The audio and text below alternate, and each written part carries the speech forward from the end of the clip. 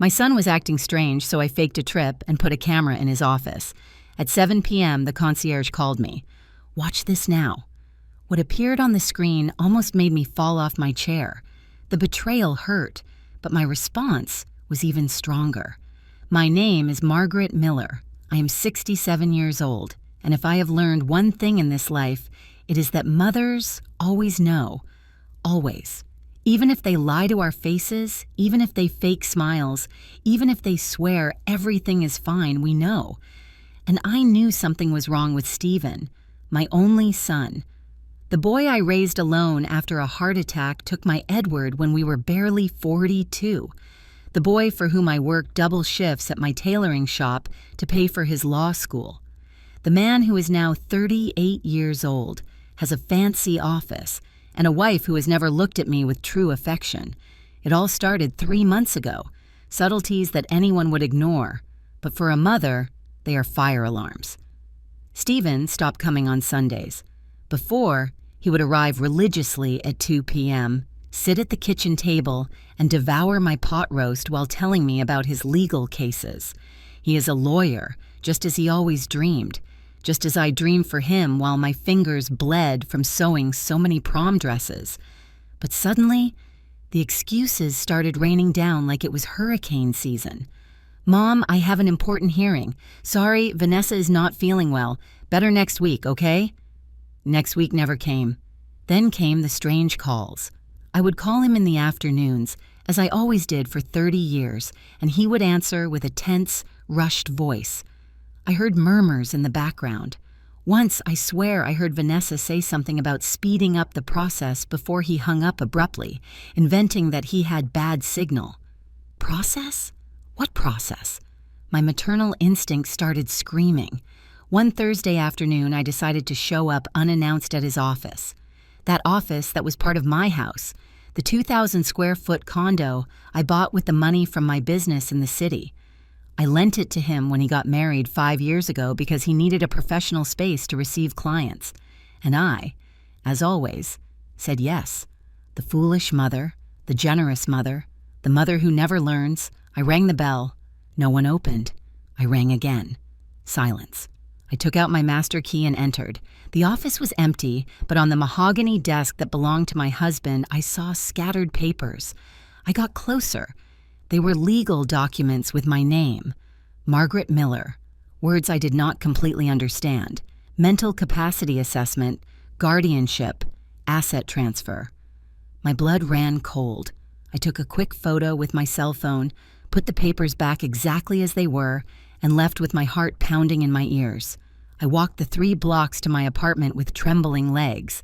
I went in, I closed the door, and I sat in my brown velvet armchair, the one Edward gave me on our 15th anniversary.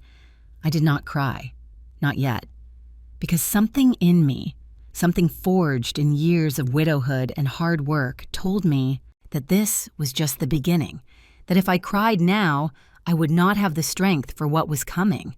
That night, I could not sleep. I tossed and turned in bed, reviewing every recent conversation with Stephen, every gesture of Vanessa in the few family gatherings where she appeared with a look of annoyance. That woman never could stand me. From the day I met her 6 years ago at a fancy dinner downtown, I knew she saw me as a nuisance, an old mother-in-law who was left over in the perfect life she was designing. But my son loved her, or so I thought.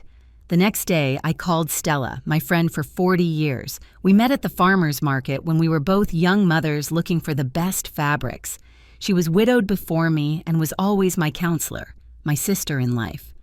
"Margaret, if you sense something is wrong, it is because something is wrong," she told me with that raspy voice of a repentant smoker.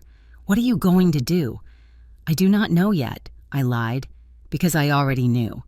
A plan was already brewing in my head, a dangerous one that scared me, but a necessary one.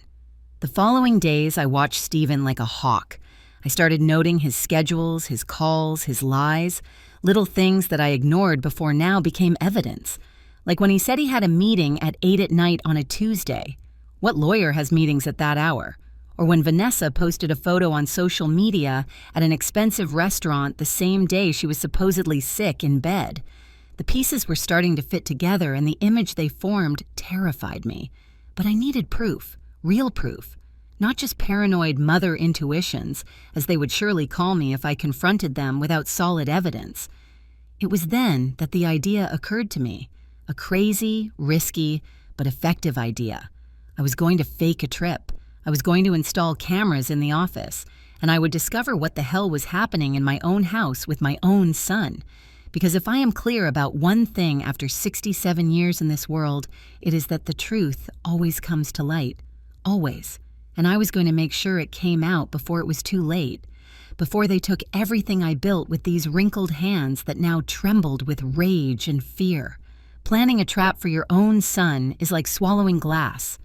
Every decision hurts. Every step makes you question if you are really doing the right thing or if you are becoming a suspicious and bitter old woman. But I was none of those things. I was a mother protecting what belonged to her, and if I had to become a detective to discover the truth, then I would do it. Monday morning, I called Stephen. I forced my voice to sound cheerful, carefree. Son, you know what? Your Aunt Rebecca invited me to spend a few days in Florida. She says we have not seen each other for months and, well, you know how insistent she is. There was a pause of barely 2 seconds that told me everything. Oh, that is great, Mom. When are you leaving? Tomorrow. You know, at my age, one does not know when will be the last time one sees siblings. Another pause. How many days will you stay?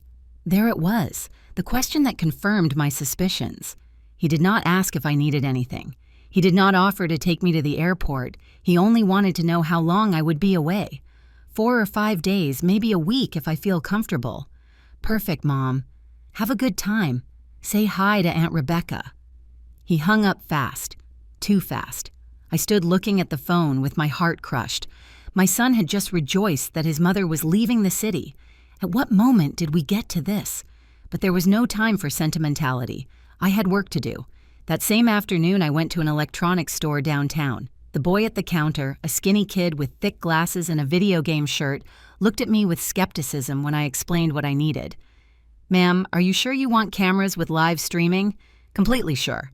And make sure they have good resolution. I want to see and hear everything perfectly. He sold me 2 small cameras, almost invisible, with high-quality audio and direct connection to my cell phone. They cost me $400. It hurt to spend that money, but the truth is priceless. Do you need someone to install them? Asked the boy. No, I will handle it. That night, with my heart beating out of my chest, I went to the apartment where Stephen's office is. I used my key. I entered like a thief in my own property. What a bitter irony. I placed the first camera inside a picture frame that has a photo of Stephen receiving his law degree. That day, I cried with pride. Now I was placing a camera behind that memory to spy on him. Life takes cruel turns. The second one I hid in an artificial plant that Vanessa had put on a high shelf. She never liked real plants because they are work. I should have known since then that that woman was not made to take care of anything or anyone. I tested the cameras with my cell phone. Perfect. Full angle of the desk, clear audio. If something happened there, I would see and hear it all. Before leaving, I stood in the middle of that office. The law books on the shelves, the framed diploma, the desk lamp I gave him myself when he opened his firm. Everything built with my effort, my love, my sacrifice. Please, Stephen, I whispered to the void. Please, let me be wrong. But deep down, I knew I was not. The next day, I got up early. I packed a small suitcase as if I were really going to travel and called Stella. It is done. Now I need a place to stay without anyone knowing. Come to my house. You have your room, you know that? No. If Stephen comes looking for me or asking, you would tell the truth. I know you. I need a discreet hotel. I reserved a room in a small hotel on the edge of town. Nothing fancy. A hard bed, a window with a view of a gray building, and a powerful internet connection. It was all I needed. I called Robert, the concierge of the building where I live. He's a man of about 50. A family man, honest. We have known each other for 13 years. I trust him more than many of my own blood, apparently. "Robert, I need to ask you a very big favor." I explained the situation. Not everything, just what was necessary. That I suspected strange movements in my son's office, that I had installed cameras, that I would be watching from afar. If you see unknown people entering at strange hours, or if something happens that seems suspicious to you, call me immediately, at whatever time. Robert looked at me with those wise eyes of someone who has seen a lot in life. "Mrs. Miller, you have always been good to me and my family. When my boy was sick, you helped us without us asking. I will handle it. I will be attentive." I went to the hotel with a lump in my throat.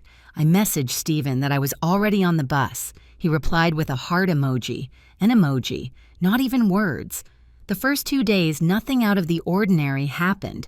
Stephen went into the office in the mornings. He worked. He left in the afternoons.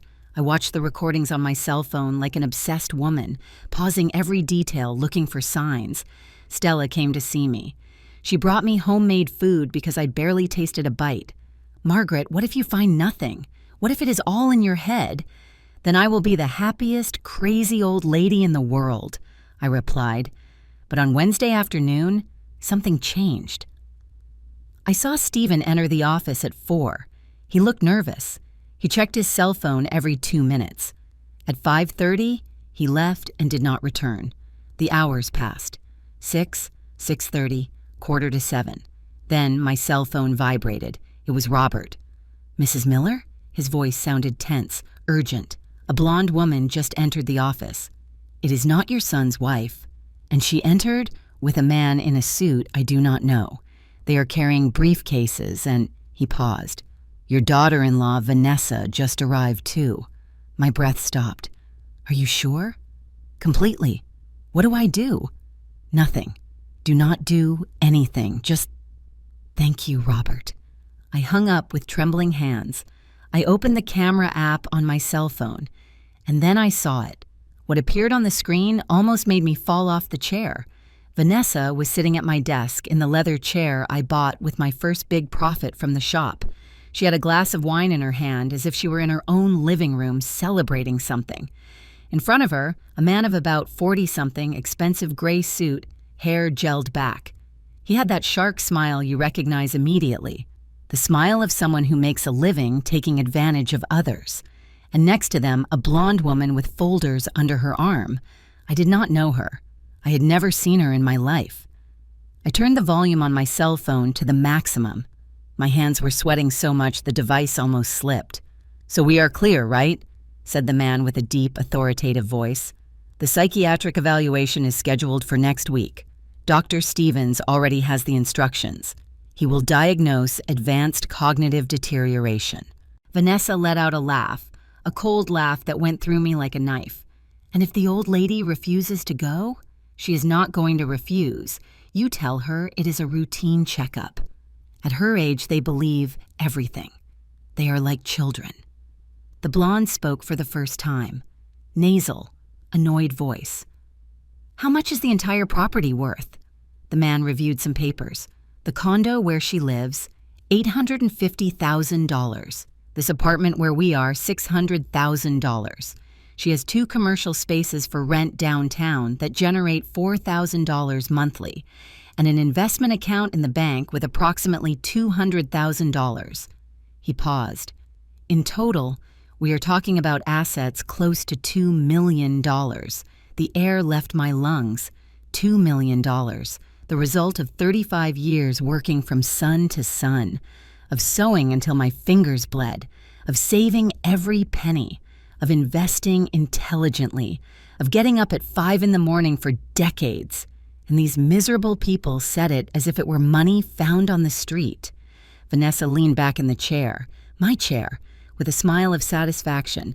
"Once we have the declaration of incapacity, how long will it take to transfer everything?" 2 months maximum, answered the man. "Stephen signs as legal guardian. You process a simulated sale deed before the notary I am going to recommend, and that is it. The lady will not even find out until she is institutionalized." Institutionalized? The word hit me like a slap. "And if she makes a scandal?" asked the blonde. The guy laughed with sufficiency. Who is going to believe an old woman diagnosed with senile dementia? Besides, the nursing home I have in mind is discreet, expensive, but discreet. With the money from her investment account, it is enough to keep her there for about 3 years. By then, we will have liquidated the properties and we will be calm. Vanessa raised her glass. To my dear mother-in-law, who has given us so much and is going to give us so much more. The three toasted. They toasted with my wine, in my office. Planning to steal everything from me and lock me up like an animal, I wanted to scream. I wanted to vomit. I wanted to go through the cell phone screen and tear their eyes out. But I remained paralyzed, watching that hellish scene with silent tears rolling down my cheeks. Then I heard the office door open. Stephen entered. My heart jumped. Now, I thought, now my son is going to defend his mother. He's going to throw out these thieves. He's going to... But Stephen closed the door behind him calmly. He loosened his tie and sat on the side sofa as if nothing happened. "Are you done?" he asked with a tired voice. Vanessa got up and went to him. She caressed his hair. "Almost, my love." Mr. Garrison was reviewing the last details. "Good," said Stephen, and then, with a sigh, "The less my mother knows, the better. I do not want her to suffer unnecessarily." Something broke inside me in that moment. It was not my heart. That was already broken since I saw the first image. It was something deeper, something that has no name, the absolute trust, the blind faith, the love a mother has for the son she carried 9 months, that she breastfed, that she cared for in every sickness, that she defended from everyone. All that turned to dust. Vanessa sat down again. "Does she suspect anything?" Stephen shook his head. "Nothing.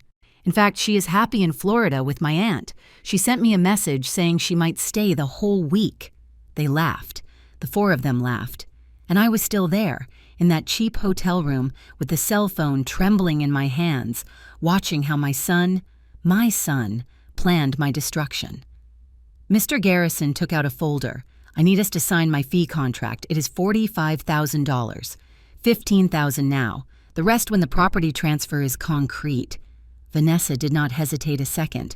"Perfect. Stephen, take out the check." My son obeyed like a lapdog. He took out his wallet and signed. $45,000 for ruining my life. The meeting continued another 20 minutes. They reviewed dates, strategies, contacts. The blonde turned out to be a corrupt social worker who would falsify home visit reports inventing that I lived in deplorable conditions. Every word was one more nail in my coffin. When they finally left, Vanessa and Stephen stayed alone in the office. She approached him and kissed him. A long, disgusting kiss. "When we have all the money, we are moving to Cabo. We buy that house facing the sea we saw, and your mother, well, let her rot wherever they put her." Stephen said nothing. He did not contradict her. He did not defend me. He did not show a shred of remorse. He just hugged her.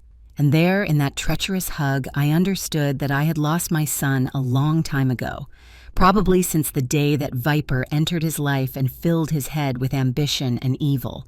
I turned off the cell phone screen. I could not watch anymore. I let myself fall on the bed. And then, yes, I cried.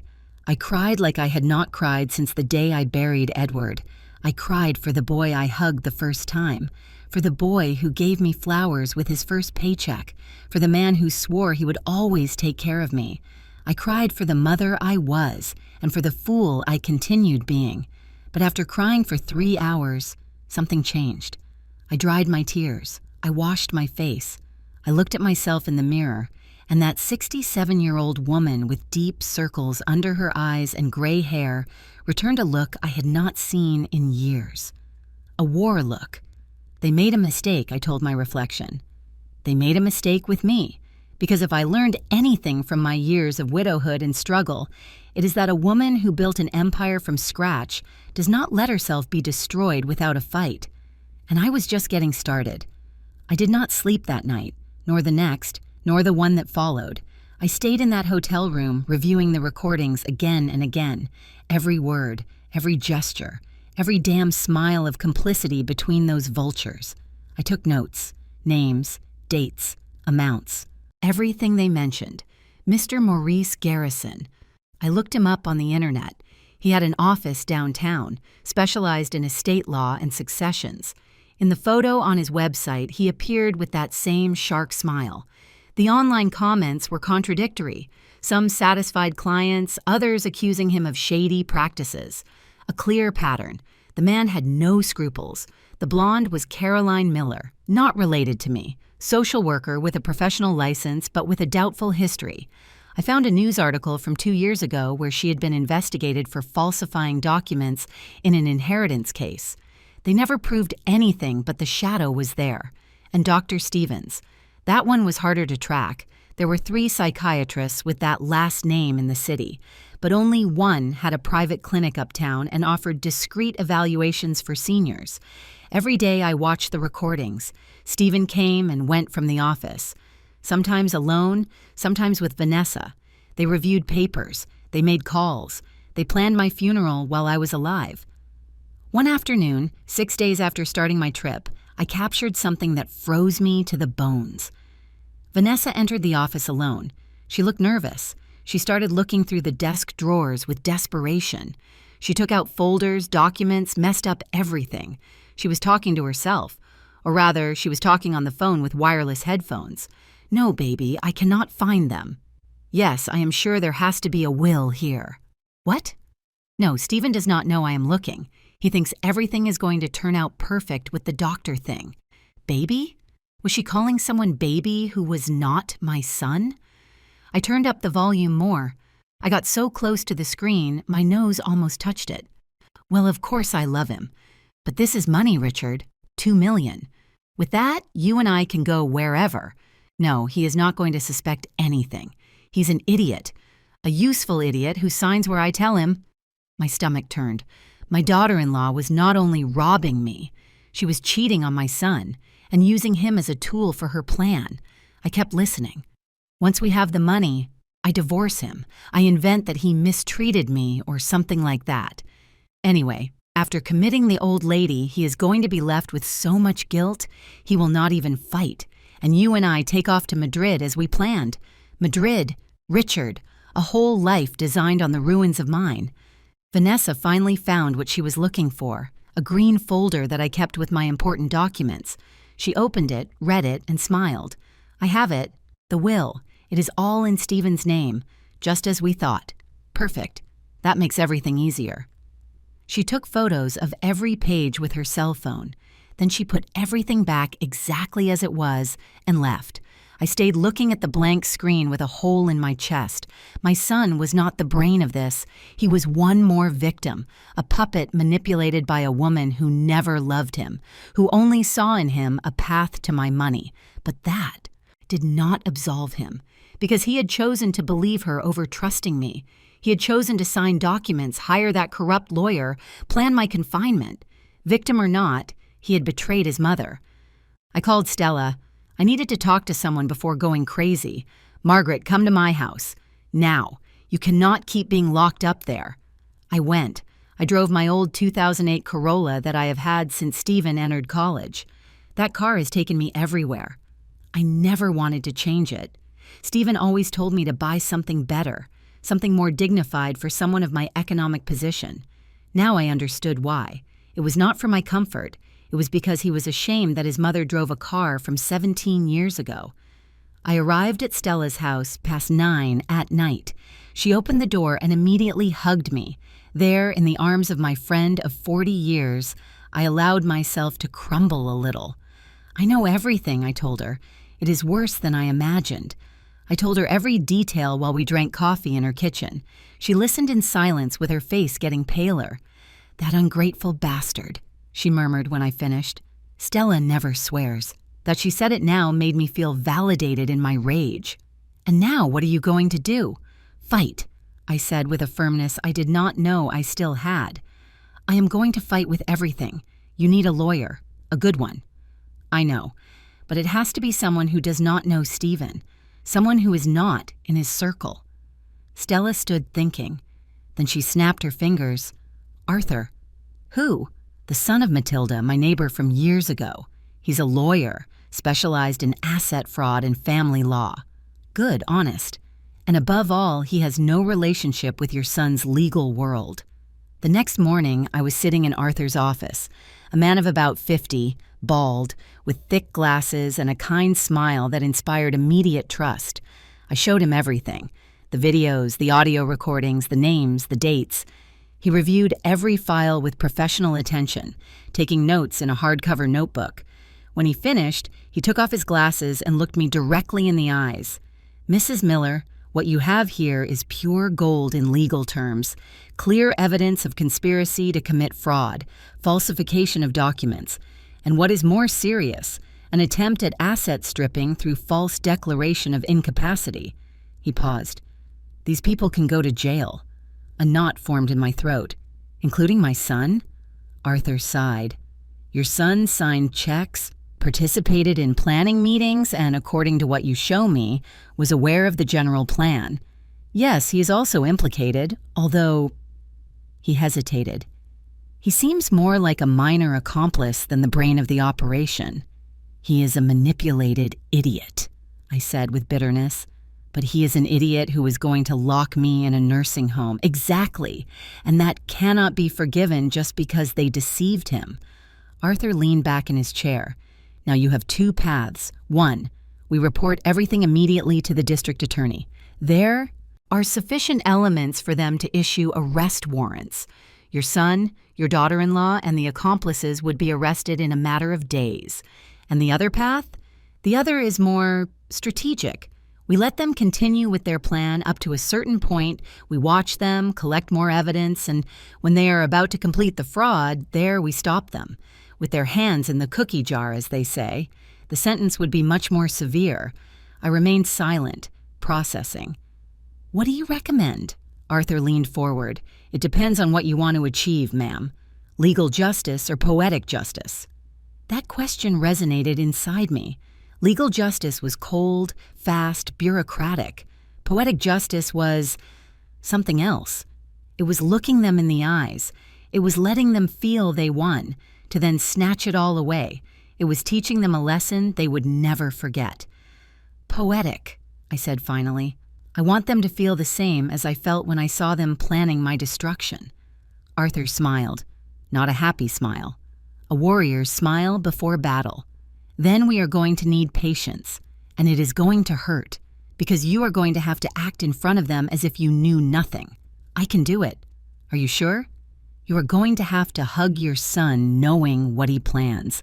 You're going to have to smile at your daughter-in-law. You're going to have to pretend to be the fragile old woman they think you are." I got up from the chair.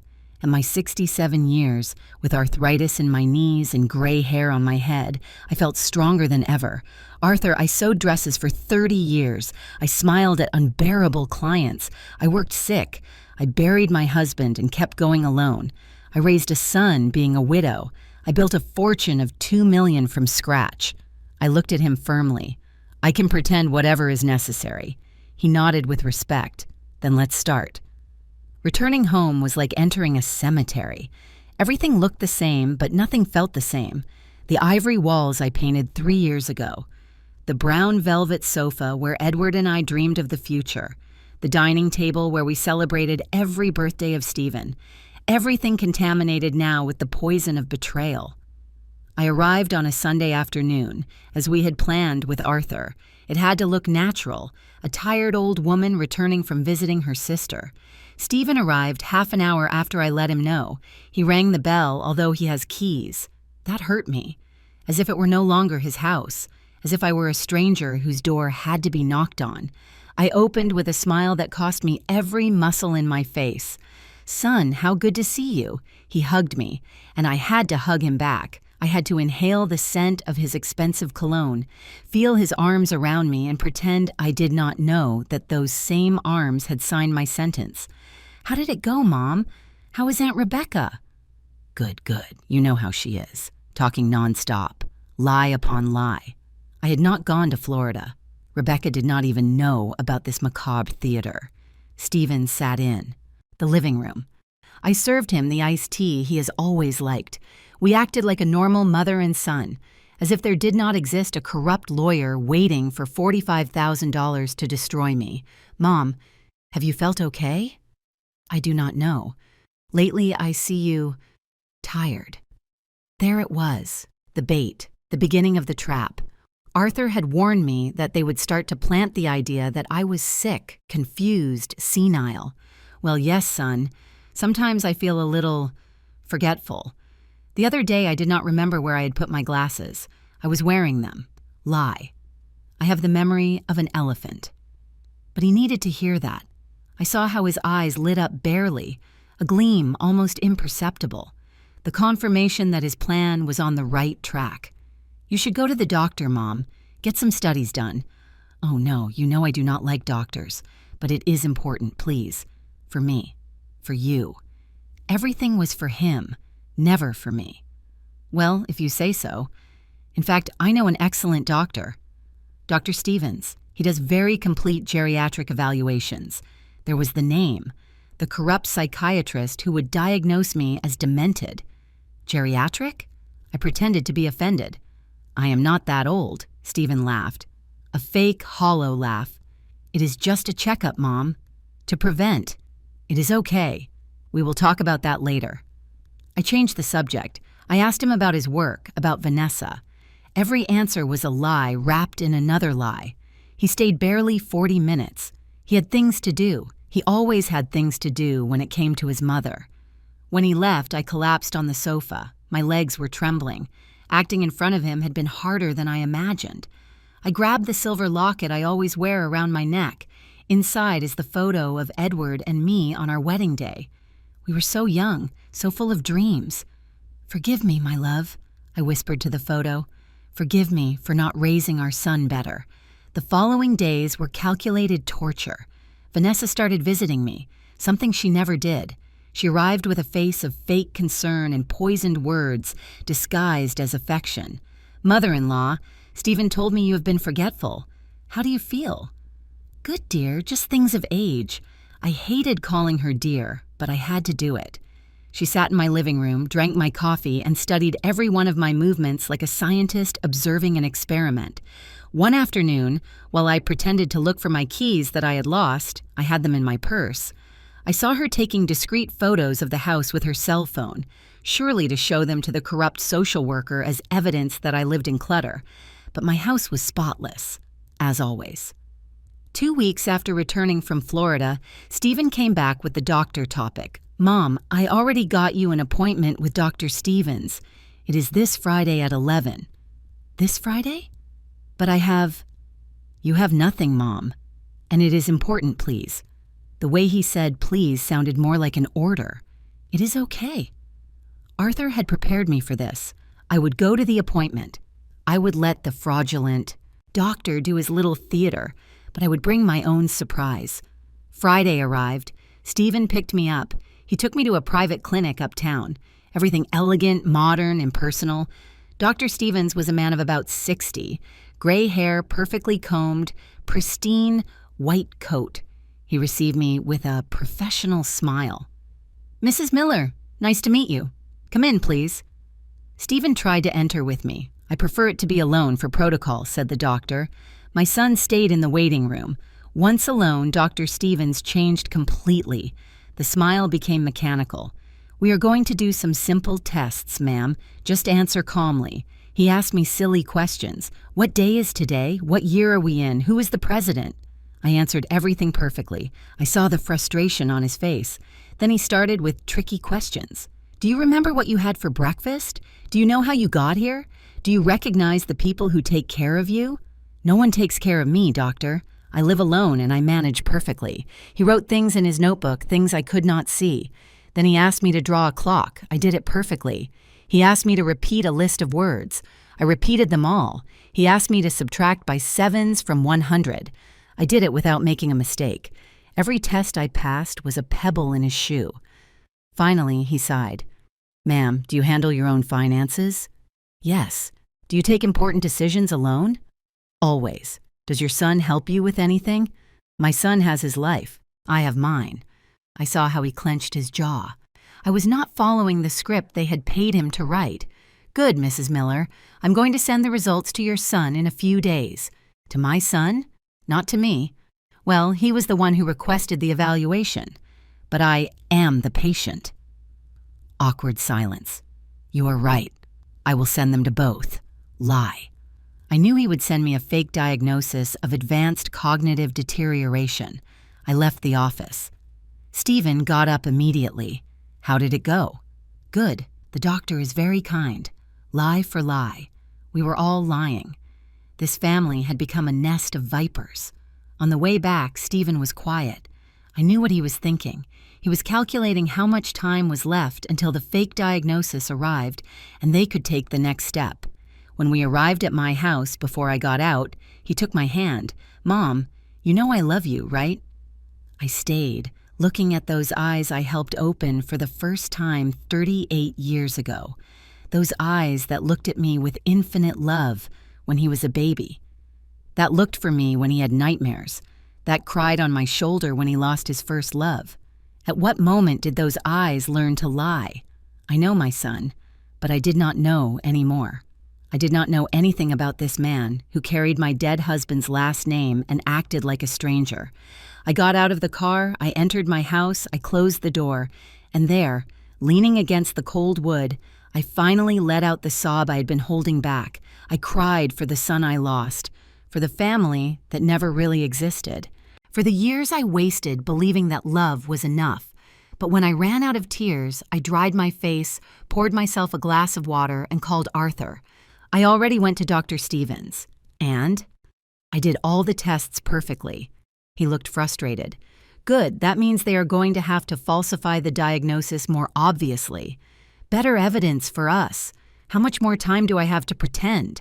Patience, Mrs. Miller, we are cornering them. But we need them to take the next step to try to make the transfer. There we will catch them. I hung up the phone. Patience, that word again. But my patience was running out along with my heart. The diagnosis arrived a week later by certified mail, a thick manila envelope with the clinic's letterhead. I opened it with trembling hands, although I already knew what it would say. Moderate to severe cognitive deterioration. Permanent supervision recommended. Incapacity to make financial or legal decisions autonomously. Suggestion of immediate family guardianship. Every word was a lie paid with $45,000. I took a photo of the document and sent it to Arthur. His response was immediate. Perfect. It is clear evidence of falsification. Keep the original in a safe place. I put the envelope in a safe I have hidden behind a painting in my bedroom. No one knows about that safe. Not even Stephen.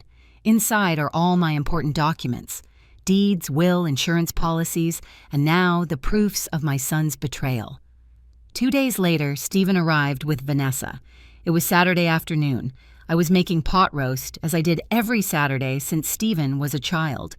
A tradition that used to unite us. Now it was just theater. Mom, we need to talk. The tone was serious, rehearsed. Is something wrong? Vanessa sat on the sofa like the lady of the manor. Stephen remained standing, nervous. Your diagnosis from Dr. Stevens arrived. Oh yes, I received it too. Did you read it? Of course, it says I'm sick in the head. Awkward silence. It is not that you are sick, Mom. It is that you need help, support. I am fine, Stephen. I cook, I clean, I drive, I pay my bills. What else do you want? Vanessa intervened with that honeyed voice she used when she wanted to manipulate. Mother-in-law, it is for your own good. At your age, these things get worse fast. You need someone to take care of you. No one is going to kill me. I take care of myself. Mom, it is not negotiable. The way Stephen said that froze my blood. Not negotiable, as if I were a child, as if my opinion did not matter. What do you mean by that? He took some papers out of his briefcase. I spoke with a lawyer. I'm going to process a guardianship. It is a legal process where I become responsible for your decisions, for your finances, for your well-being. Are you taking away my freedom? I am protecting you. I got up from the chair. The rage burned inside me, but I had to control it. It was not the moment yet. I am not signing anything. You do not need to sign. With the medical diagnosis, it is sufficient. Vanessa smiled barely. That victory smile she practiced so much. Besides, continued Stephen, I spoke with the family, with Aunt Rebecca, with Uncle John, with your cousins. I explained the situation to them. Everyone agrees that it is for the best. My breath stopped. Did you tell everyone I'm crazy? You are not crazy, Mom. You are sick. I am not sick. That doctor is a fraud. Stephen and Vanessa exchanged looks. The look of, you see, she's paranoid, just as we said. Mom, please, do not make this harder. Get out of my house. What? I want you to leave. Both of you. Now. Stephen took a step toward me. Mom, out! My scream resonated on the walls. Vanessa got up immediately, scared. Stephen stayed there, looking at me as if I were a wild animal. Let's go. Vanessa told him, pulling his arm. You see how she gets. She is worse than we thought. They left, and I stayed alone among the pots of stew that no one was going to eat. But the worst had not happened yet. 3 days later, my cell phone started ringing non-stop. Aunt Rebecca, Uncle John, my cousin Leonore, my niece Patricia. Everyone asking, worried, confused. Stephen had told them that I was bad, that I refused to receive help, that I was in danger. I had to explain to each one that I was perfectly fine, that it was a misunderstanding, that Stephen was exaggerating. Some believed me, others did not. Oh, Margaret, but he is your son. Why would he lie to you? Why? For 2 million reasons. The final blow arrived the following Sunday. Stephen organized a family meeting at his house. He called me to tell me it was important that I go, that we needed to resolve this as a family. Arthur told me to go, that it was part of the plan, that I needed to see how far they were capable of going. I arrived at 4 p.m. Stephen's house in the suburbs, a house they bought 2 years ago with money I lent them and they never paid back. $50,000 I gave in good faith for the down payment. When I entered, everyone was there. Aunt Rebecca, Uncle John with his wife Carmela, my cousin Leonore and her husband, my niece Patricia. Even Father John was there, the parish priest where I baptized Stephen. I felt like I was in a trial. Stephen pointed to a single armchair in the center, as if I were the accused. Thanks for coming, Mom. Sit down, please. I sat down. Everyone looked at me with a mixture of pity and concern. Vanessa was in the kitchen preparing coffee, the perfect hostess. Stephen stood up in front of everyone. I gathered you because I need your support. Mom is sick. She has cognitive deterioration, but she refuses to accept it. Aunt Rebecca, the older sister of my late husband, spoke with a trembling voice. Maggie, my love, is it true? Are you sick? No, Becky, I am perfectly fine. Stephen took out Dr. Stephen's diagnosis and passed it around like evidence in a court. Everyone read it. Everyone shook their heads with sadness. Margaret, intervened Father John with that pastoral voice he used for sermons. Sometimes diseases of the mind prevent us from seeing our own condition. It is not your fault, but you must accept help. Father, with all due respect, I am not sick. That diagnosis is false. You see? Said Stephen, raising his hands. She thinks it is a conspiracy. Everyone looked at me with more pity. It is not a conspiracy. It is the truth. Leonore approached and took my hand. Cousin, I know it is difficult to accept it. When my mom had Alzheimer's, she also denied it. I do not have Alzheimer's. I do not have anything. Stephen continued with his prepared speech. That is why I need to process the guardianship, to protect her, so she does not make decisions she will later regret. Uncle John nodded. It is the right thing, Stephen. You are a good son. Good son. Those words pierced me like bullets. Vanessa came out of the kitchen with a tray of coffee and cookies. She served everyone with a sweet smile. The worried daughter-in-law, the supportive wife. I wanted to scream at everyone that they were idiots, that they were lying to them, that this was an orchestrated robbery. But if I did it, I would confirm what Stephen had told them, that I was paranoid, delirious, crazy. So I stayed quiet, clenching my fists, feeling how they humiliated me in public. So are everyone in agreement? Said Stephen. Tomorrow I start the legal process. Everyone nodded, even Father John.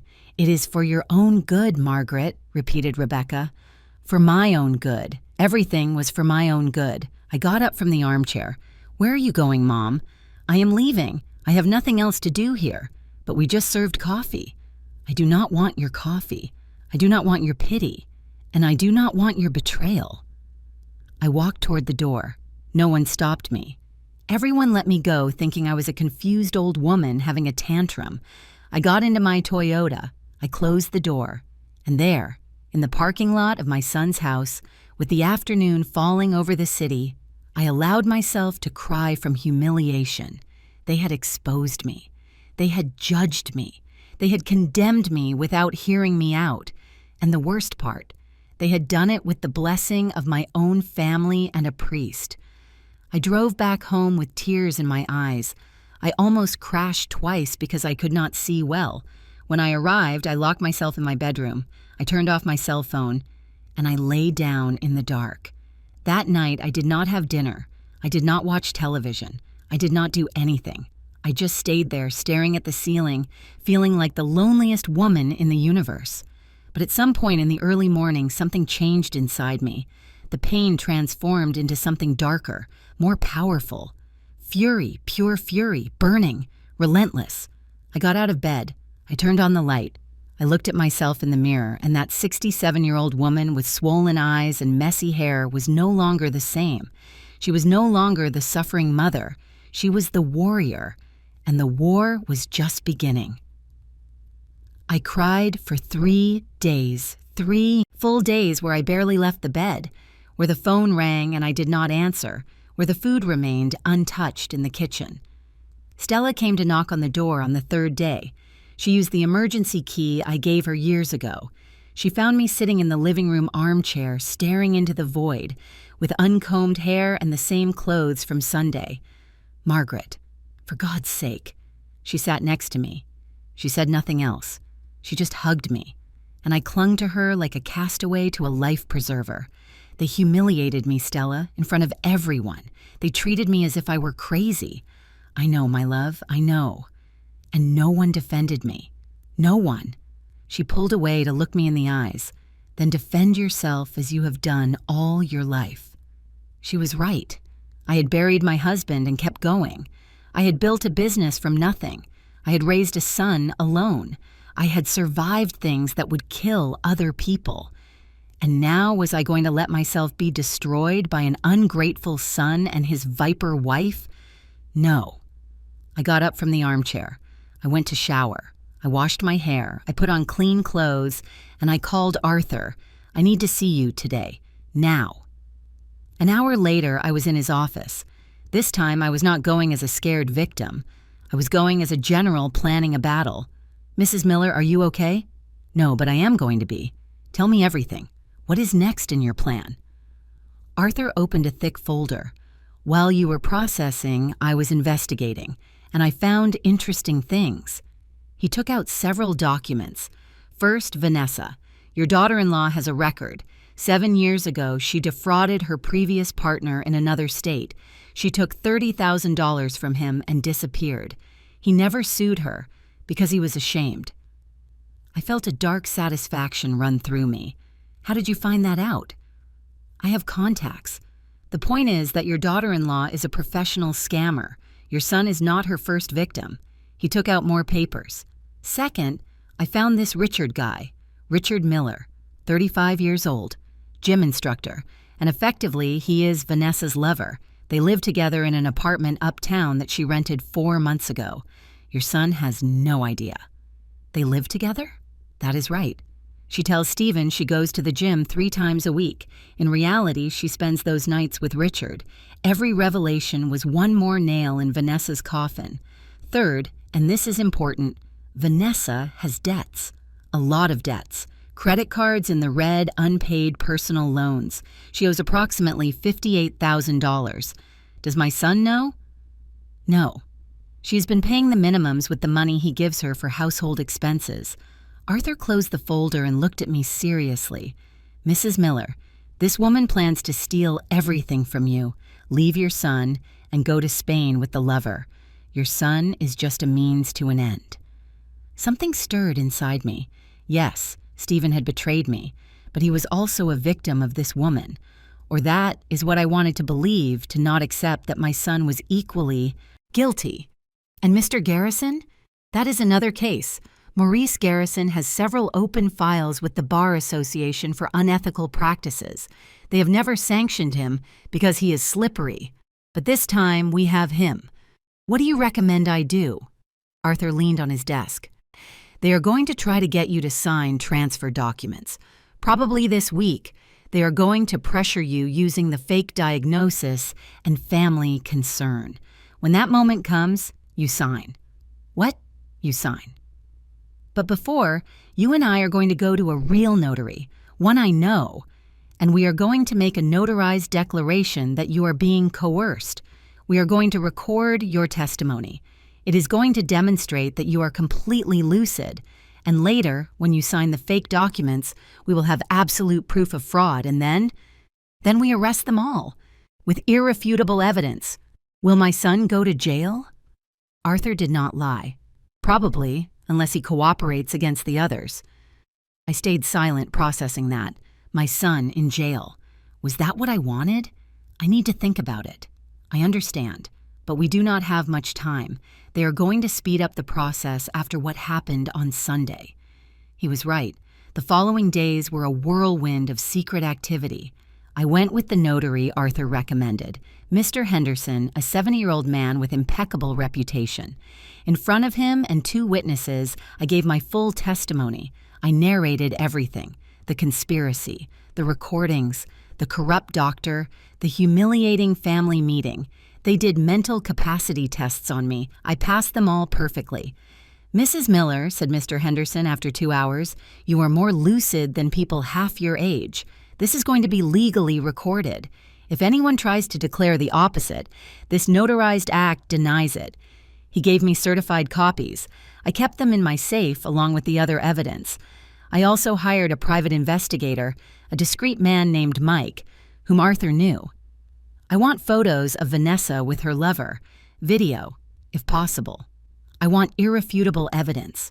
Mike worked fast. In 3 days, he had what I needed. Photos of Vanessa entering the apartment uptown, photos of her kissing Richard at the door, video of both leaving together, holding hands, laughing. Every image was a dagger, but I also investigated Stephen's finances more deeply. With Arthur's help, we discovered something disturbing. My son had economic problems. His firm was not doing as well as he presumed. He had debts with suppliers, 3 months behind on the rent of his main office.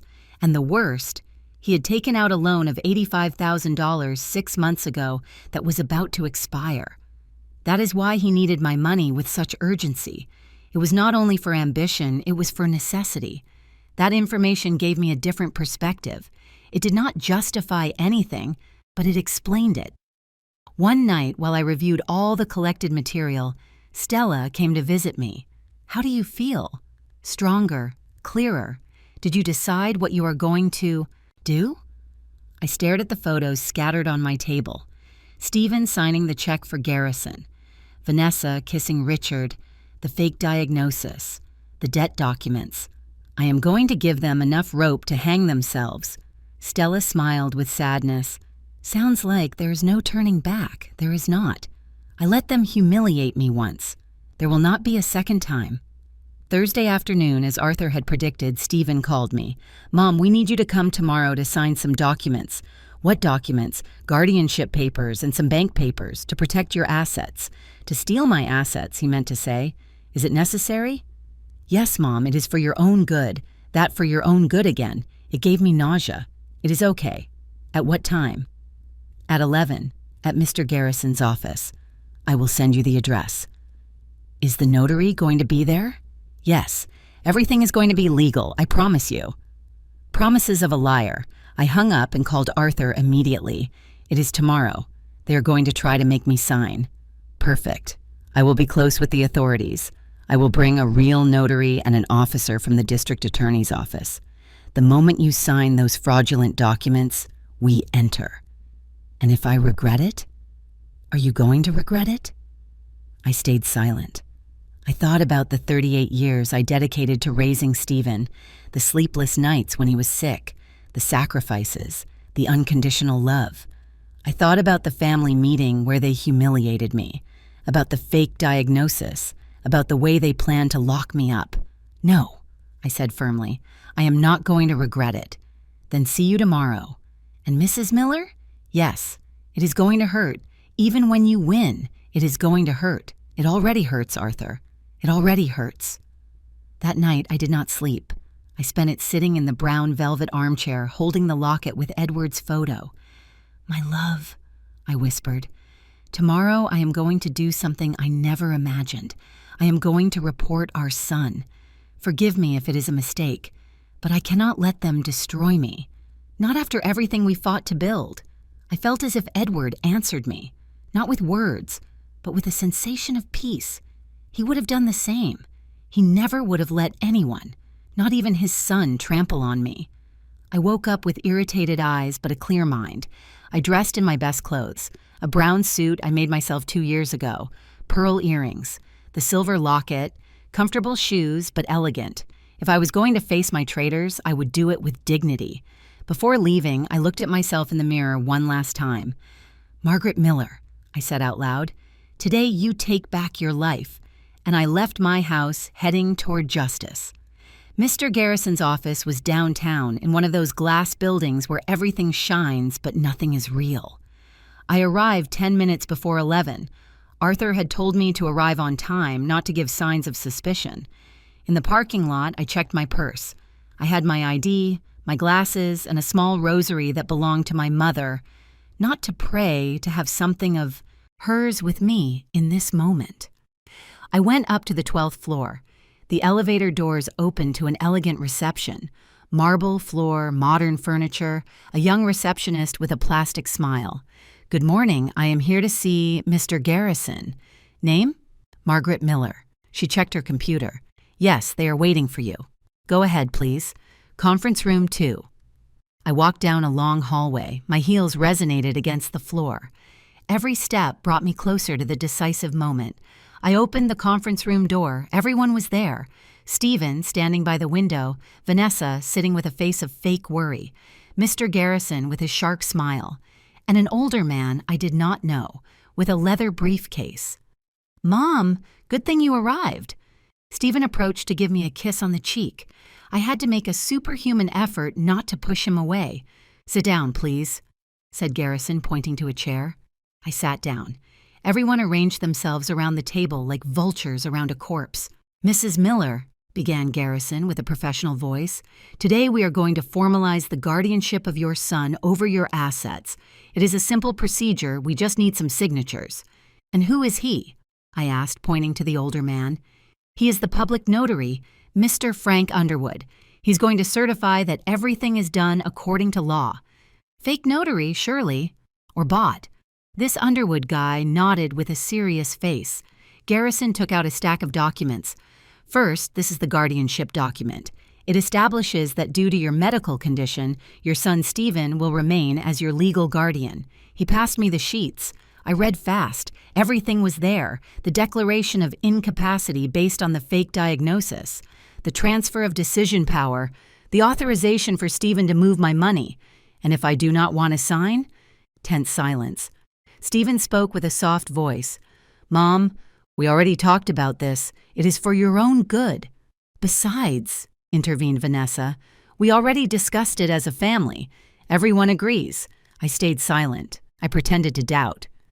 Mrs. Miller, said Garrison with fake patience, you are not in conditions to take this decision. The medical diagnosis is clear. That diagnosis is... I stopped. Arthur had told me not to confront them yet. To sign, to let them feel victorious. It is okay, I said finally. Where do I sign? I saw how Garrison and Vanessa exchanged looks of relief. Stephen sighed. The fake notary pointed to the pages. Here, here, and here, with your full name. I took the pen. My hand was trembling, not from fear, from contained rage. I signed the first page, then the second. But when I was going to sign the third, the conference room door burst open. 4 people entered. Arthur, a notary I did know, Mr. Henderson, an officer from the district attorney's office with a visible badge, and a uniformed woman, a police detective. What is the meaning of this? yelled Garrison, getting up from the chair. Arthur spoke with a firm and clear voice. Mr. Maurice Garrison, Mr. Frank Underwood, be informed that you are being investigated for fraud, falsification of documents, and conspiracy to commit asset theft. The silence that followed was deathly. Stephen looked at me with wild eyes. Mom? What? Vanessa was pale. Garrison had lost all his arrogance. The officer approached the table. Who is Mrs. Margaret Miller? Me, I said, standing up. Are you being coerced to sign these documents? Yes. Are you in full use of your mental faculties? Completely. Mr. Henderson, the real notary, took documents out of his briefcase. I have here a notarized affidavit dated 4 days ago where Mrs. Miller gave full testimony of her mental capacity. She passed all evaluations. It is certified that no cognitive deterioration exists. Frank Underwood, the bought notary, tried to leave. One moment, said the detective, blocking his path. You are not going anywhere. Arthur continued. We have audio and video recordings where this fraud is planned. We have evidence of illegal payments. We have a medical diagnosis falsified by Dr. Stevens, who will also be investigated. Garrison finally reacted.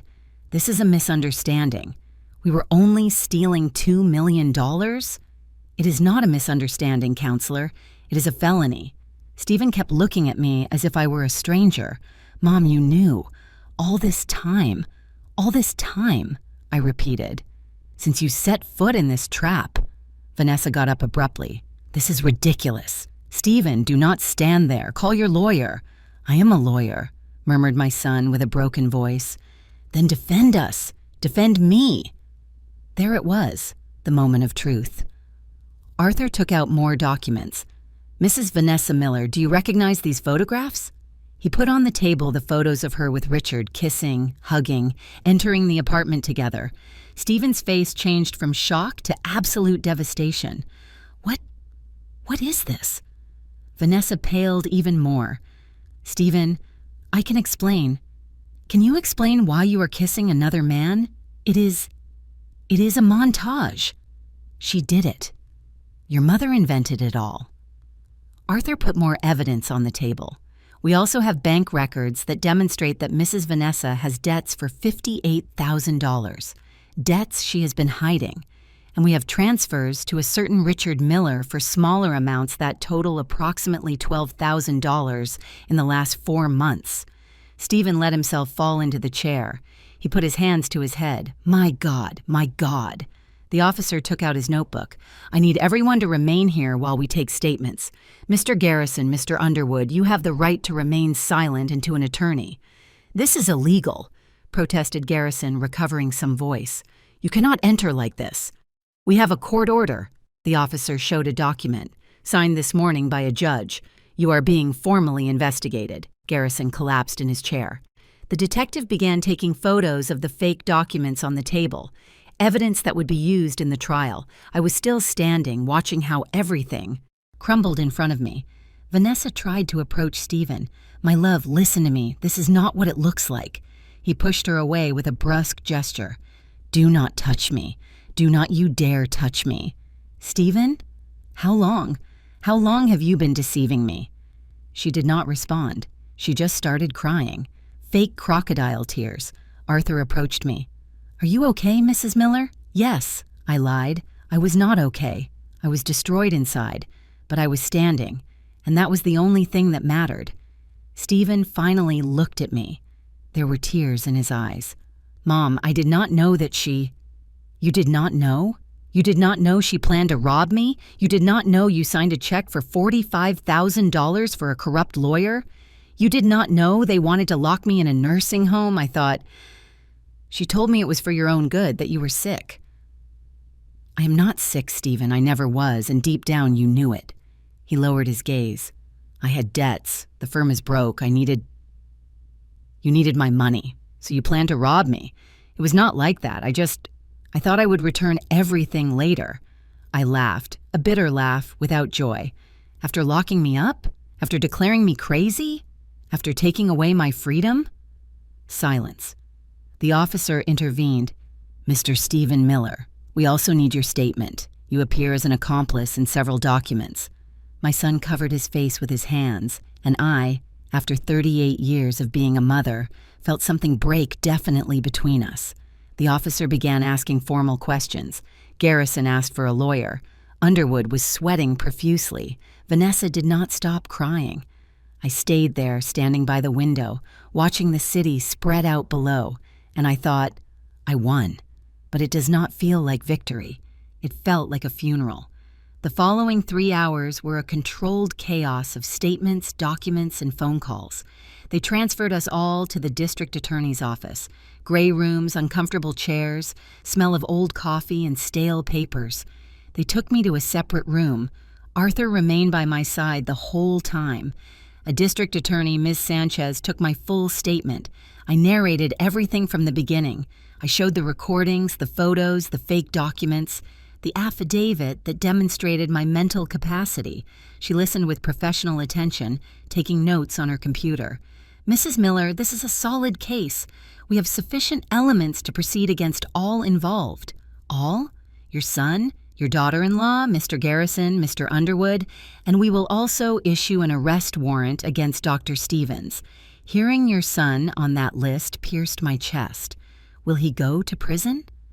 Ms. Sanchez looked at me with something resembling compassion. Depends. If he cooperates, if he returns the $45,000 he paid as a retainer, if he gives testimony against the others, we could negotiate a lesser sentence, probably probation. And if he does not cooperate, from 5 to 12 years for aggravated fraud. 5 to 12 years. My son, the boy I raised, the man I hugged, could spend more than a decade in jail. What do you recommend I do? She closed her notebook. That is not for me to decide. He is your son. It is your decision. When they finished taking my statement, it was almost 5 in the afternoon. My head hurt. I had not eaten anything since breakfast. Arthur took me to the cafeteria of the building. We bought coffee and some packaged sandwiches that tasted like cardboard. Do you want to see him? He asked. Who? Stephen. He is asking to speak with you. A knot formed in my stomach. I do not know if I can. I understand, but maybe you need to hear him. For closure. Closure. As if 38 years could be closed like a book. It is okay, but you come with me. Of course. They took us to an interview room. White walls, metal table, 2 chairs on each side. Stephen was already there, sitting handcuffed. Seeing him with those handcuffs tore something inside me. He was my son, my baby, the boy who clung to my hand when he was scared. I sat across from him. Arthur stayed standing by the door. There was a long silence. Stephen had red, swollen eyes. He had been crying. Mom, do not call me that. The words came out harder than I intended. Forgive me, please forgive me. Forgive you for what exactly, Stephen? The conspiracy? The fake diagnosis? The $45,000 you paid that criminal? Or the fact that you planned to lock me in a nursing home? He shrank with every word. I was desperate. The firm is bankrupt. I owe money everywhere. The bank was going to foreclose on the house. Vanessa pressured me. She told me you had so much money and that we were sinking. So the solution was to rob me. It was not robbing. I thought that later, when everything was fixed, I would return it. I would take care of you. It would be a loan. I laughed without humor. A loan I never authorized, for which you would declare me crazy and lock me up against my will. Vanessa said it would be the best, that you would be comfortable, well cared for, and you believed her? Silence. You believed that woman who was cheating on you with another man? Who has a lover with whom she planned to go to Spain with my money? That woman who used you as a tool?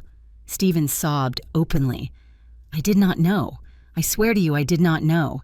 But you knew you were betraying me, your mother, the one who worked day and night to give you an education, the one who sewed until my fingers bled so you could study at the university, the one who gave you the down payment for your house, the one who always was there for you. I know, and I hate myself for it. He covered his face with his handcuffed hands. Do you know what is the worst, Stephen? It is not the money. The money is just money. The worst is that you chose to believe her over me, that when I told you I was fine, that I was not sick, you decided to ignore me. that you humiliated me in front of the whole family, that you treated me as if I were a nuisance. Forgive me, Mom, please. How can I forgive you? How do I forgive that you did exactly what you swore never to do?" He looked at me without understanding. "When your father died," I continued with a trembling voice, "when you were barely 12 years old, you hugged me at the funeral and told me, 'Do not worry, Mom. I'm going to take care of you always. I am never going to fail you.' Do you remember?" His eyes filled with new tears. "I remember. You lied. You failed me in the worst way possible." He buried his head between his arms and cried like a small child. Something inside me wanted to get up, surround him, comfort him, the maternal instinct that 38 years cannot erase. But I stayed sitting, still, because it was not I who needed to comfort. It was I who needed justice. Arthur spoke for the first time. "Stephen, Ms. Sanchez offered a deal. If you return the retainer money, if you testify against Garrison, Underwood, and Dr. Stevens, and if you accept a restitution of damages toward your mother, they could significantly reduce your sentence." Stephen raised his head. "Restitution of damages? You must compensate your mother for emotional damages and for the legal expenses she has had to incur. I have no money. I already told you. I am bankrupt. Then you will work to pay it, for the time that is necessary." Stephen looked at me. "Is that what you want, Mom? Money?" "I do not want your money, Stephen. I never wanted it. The only thing I ever wanted was your respect, your true love, your loyalty. You have them. You have had them always. Actions say the opposite." There was another heavy silence. Finally, Arthur put some papers on the table. "This is the agreement the district attorney is willing to offer. Read it. Think about it. You have until tomorrow to decide." Stephen took the papers with trembling hands. "And Vanessa, your wife is going to face separate charges. Fraud, emotional bigamy does not apply legally, but adultery affects the divorce. Concealment of debts. She does not have the same deal as you because there is a record. She already defrauded someone before." Stephen's face broke down. "How much time?" "Probably 7 to 10 years, without reduction." My son crumbled completely.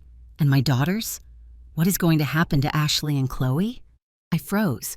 Ashley and Chloe, my granddaughters, were 11 and 9 years old. In the middle of all this disaster, I had forgotten they existed. 2 innocent girls who were going to pay for their parents' mistakes. "Where are they right now?" I asked. "With Vanessa's mom in another city. Do they know anything about this?" "No. We told them it was a work meeting." Arthur intervened. "If both parents go to prison, temporary custody will pass to relatives, the maternal grandmother or—" he looked at me significantly, "or the paternal grandmother. Me. He was telling me that I could keep my granddaughters, 2 girls I barely saw twice a year because Vanessa always made excuses not to visit me. They cannot pay for this," I said firmly. "They are innocent." Stephen looked at me with something resembling hope. "Would you take care of them, despite everything? I would not do it for you. I would do it for them, and for your father, who would be destroyed to see what you turned your life into." He nodded, defeated. "I accept the deal. I will do whatever is necessary. I will testify. I will return the money even if I have to sell everything. But please, take care of my daughters." Arthur gathered the papers. "Then tomorrow we will sign the documents. Mrs. Miller, do you agree with this arrangement?" I stared at my son, that 38-year-old man who seemed to have aged 10 years in a single day. Did I agree? No. I wanted him to pay more. I wanted him to suffer as I suffered.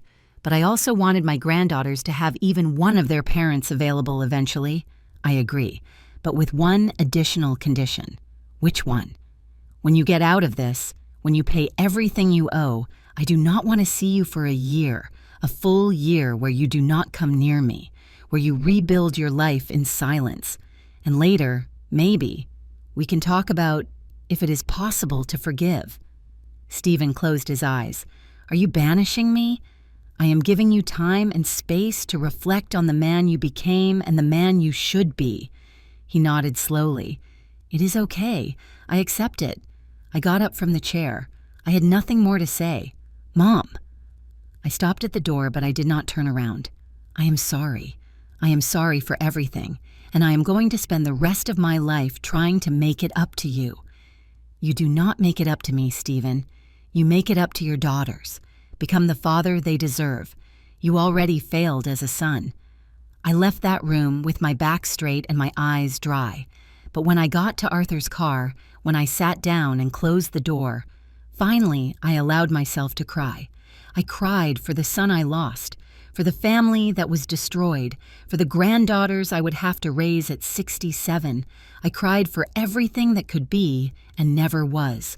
And I cried because justice, although necessary, does not erase the pain. It only makes it bearable. 6 months later, I woke up at 6 in the morning, like every morning since Ashley and Chloe came to live with me.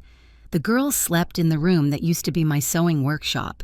I converted that space full of fabrics and machines into a cozy room with 2 twin beds, lavender curtains, and a bookshelf full of stories. I prepared breakfast, scrambled eggs, beans, freshly made tortillas. The aroma filled the house, and soon I heard Ashley's steps coming down the stairs. "Good morning, Grandma." "Good morning, my love. Did you sleep well?" "Yes. I had a nice dream. I dreamed Dad came to visit us." A knot formed in my throat. Stephen was serving a 2-year sentence with probation. He could not leave the city limits. He worked at a public defender's office, earning barely enough to pay his debt to me and the damages. Every month he deposited $600. It was not much, but it was constant, and it was honest. I had not spoken to him since that day at the district attorney's office. He sent messages through Arthur asking about the girls, but I did not respond directly. I was not ready yet. Chloe came down, rubbing her eyes. "Is it time for school?" "Yes, my darling, go wash your face." Both girls had suffered terribly when we explained what had happened with their parents. Crying, nightmares, questions that had no easy answers. But children are resilient. And with time, with routine, with love, they began to heal. After taking them to school, I returned home. Stella came to visit me as she did 3 times a week. "How are the girls?" "Better. Ashley got an A on her math test. Chloe is learning to play the flute. And you?" I stayed silent, preparing coffee. "I am here, complying." "Margaret, 6 months already passed. When are you going to allow yourself to feel something more than obligation?" "I do not know what you mean." "Yes, you do.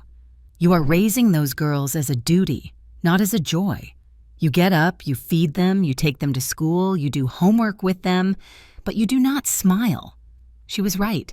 I had built a perfect, efficient, responsible routine, but somewhere along the way, I had forgotten how to enjoy it.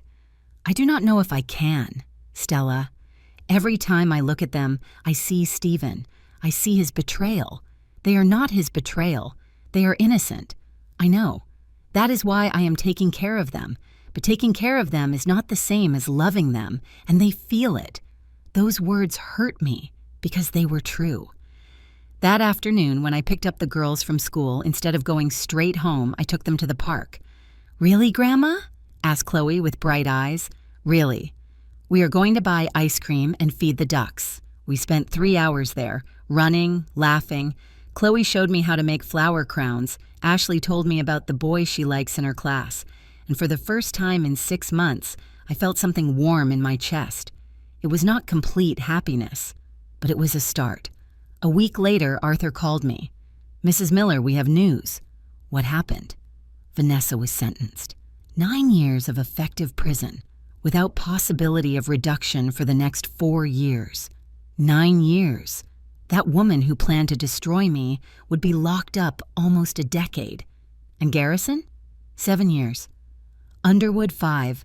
Dr. Stevens lost his medical license and is also facing criminal charges, probably 6 years.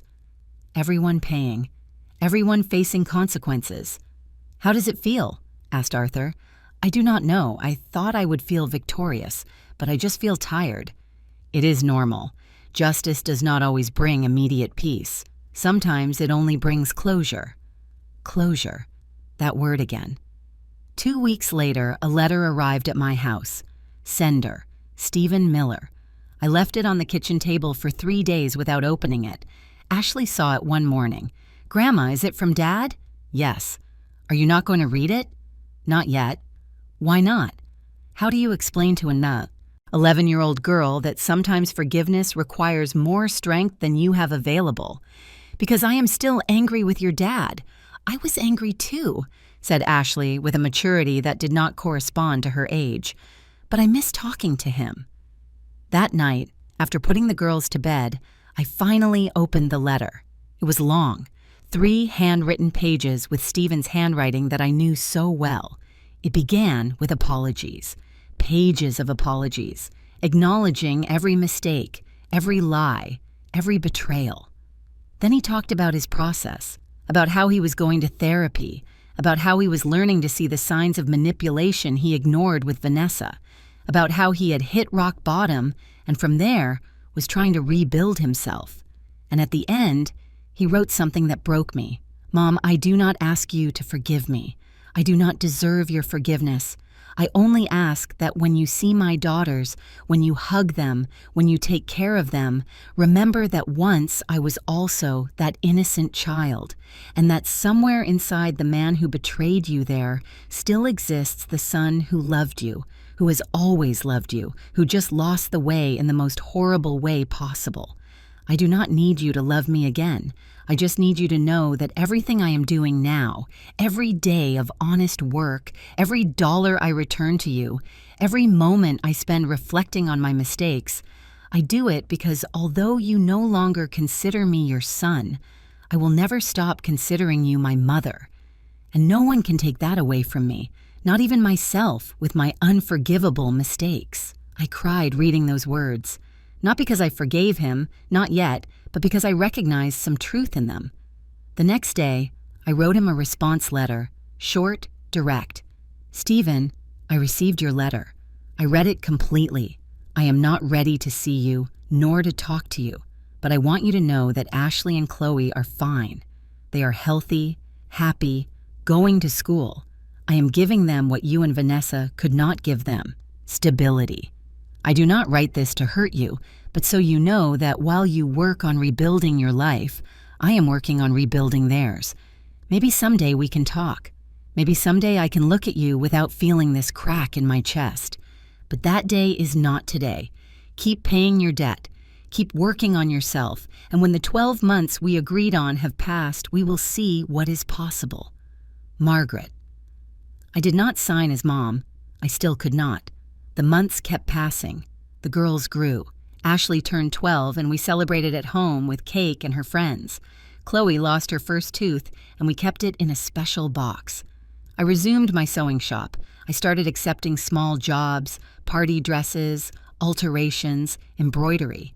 The girls helped me choose fabrics. Chloe turned out to have a good eye for colors. One afternoon, while I sewed a peach-colored dress, Ashley sat next to me. "Grandma, do you think Dad can come back to live with us someday?" I stopped sewing. "I do not know, my love. Many things would have to change." "Like what?" "Like me being able to trust him again. And that takes a lot of time. But is it possible?" I looked at that 12-year-old girl who observed me with hopeful eyes. In life, Ashley, almost everything is possible. But some things require more than desire. They require work, honesty, and time. How much time? Whatever is necessary. She nodded and went back to her homework. Finally, the day arrived. 11 months after everything, 1 week from completing the year I imposed as a condition, Arthur called me. "Mrs. Miller, Stephen has finished paying his debt, the $45,000 plus restitution." All covered. A knot formed in my throat. He worked double shifts for months. He sold his car. He sold everything that had value. But he achieved it. And now what? Now it depends on you. Do you want to see him? Did you write them a week ago? They want to see him. Of course they wanted to. He was their father. Tell him to come on Sunday at 3 p.m. to my house. Are you sure? No, but I am going to do it anyway. Sunday arrived with a suffocating July heat. I prepared iced tea and put cookies on a plate. Ashley and Chloe were nervous, excited. They changed clothes 3 times. At 3 o'clock sharp, the doorbell rang. The girls ran to open. I stayed in the living room, standing by the window. I heard their voices, the screams of joy of the girls, the contained sobbing of Stephen. "Dad, Dad, we missed you so much." "Me too, my loves. Me too." They entered the living room. Stephen carried Chloe in one arm and held Ashley's hand with the other. He had become thin, haggard. He had gray hairs he did not have before, new wrinkles around his eyes. The 11 months had not been easy for him either. We looked at each other in silence. The girls took him to the sofa, speaking hurriedly, telling him everything at once. I sat in my brown velvet armchair, the same armchair where I cried a year ago, the same one from where I saw my world crumble. After 20 minutes of joyful chaos, Ashley and Chloe realized the tension. "Grandma, can I show Dad my room?" "Of course." Both went up with him. I heard them walking on the second floor, muffled voices, laughter. I stayed alone in the living room, holding my coffee cup with trembling hands. Half an hour later, Stephen came down alone. I told him to play for a while. "We need to talk." "Yes?" He sat on the sofa, keeping a respectful distance. "First, thank you. Thank you for receiving me. Thank you for taking care of my daughters. Thank you for not erasing me completely from their lives." I did not respond. "I know I said all this in the letter, but I need to tell you in person. Mom, I committed the worst mistake a son can commit. I betrayed you, I hurt you, and the worst is that I did it consciously." His voice broke. "I have no excuses. The debts, Vanessa, the desperation. None of that justifies what I did, and I have spent every day of these 11 months facing that truth. And what truth is that?" I asked with a cold voice. "That I became the type of man my father would have despised. That I failed not only as a son, but as a human being." Silence. "What do you want from me, Stephen?" "I want nothing." "Well, that is a lie. I want everything. I want your forgiveness. I want to regain your trust. I want to be your son again." He wiped his tears. "But I know I have no right to ask for that, so I only ask you one thing. Allow me to be in Ashley and Chloe's life. I do not need to live here. I do not need to see you every week. I just need them to know they have a father who, although he committed horrible mistakes, is trying to be better." I looked at him for a long time. This man in front of me was different from the one I saw a year ago. More humble, more broken, but maybe more real. "You can see the girls," I said finally, "once a week, on Sundays, here, in my house, under my supervision. It is okay, whatever you say, and you are going to go to therapy, with you and with them. Family therapy." I already started looking for options, and not a single lie more, Stephen, not one. Because if you lie to me again, if you betray my trust again, it will be the last time you see me. I promise. I swear by my father's memory. I got up from the armchair. "And one more thing." "What?" "Do not expect me to call you my son yet. Do not expect hugs. Do not expect us to act like a normal mother and son, because we are not anymore. And maybe we will never be again." He nodded with tears rolling down his cheeks. "I understand." But I continued, and I saw how he raised his gaze with hope. "But if you work, if you are consistent, if you demonstrate with actions and not only with words that you changed, maybe someday I can look at you without feeling this crack in my chest. It is all I can ask for." I let him stay 2 hours. He played with the girls. He helped them with their homework. He made them laugh. And for a moment, just a glimmer, I could see the son he was once. When he left, Ashley hugged me. "Thank you, Grandma. Thank you for letting him come. You are welcome, my love. Are you going to forgive him?" "Eventually, but forgiveness is like a plant. You have to water it with patience and time." That night, after putting the girls to bed, I sat in my brown velvet armchair. I took out the locket with Edward's photo. "My love," I whispered, "I do not know if I am doing the right thing. I do not know if giving him another chance is wisdom or weakness, but I need to try. For the girls, for the memory of who he was once. And maybe, just maybe, for me too." I closed my eyes, and for the first time in a year, I felt something resembling peace. It was not happiness. It was not forgetting. It was simply the possibility that the pain was not permanent, that wounds, although deep, could heal, that family, although broken, could be rebuilt, different, more fragile, more conscious, but possible. I got up from the armchair and walked to the window. Outside, the city shone, with millions of lights, and I thought about all the women like me, betrayed mothers, grandmothers raising grandchildren, widows who keep going, warriors who fight silent battles in the privacy of their homes. I thought about how many of them were in this moment deciding between revenge and forgiveness, between closing doors forever or leaving them ajar, and I knew there was no right answer. There was only the answer that allows you to sleep at night. For me, that answer was giving a chance. Only one. With conditions, with limits, with protection. But a chance in the end, because at the end of the day, I learned that true wealth is not in the 2 million I almost lost. It is in having the strength to defend what is yours. It is in getting up after every betrayal. It is in raising granddaughters at 67 when you thought you had already finished raising.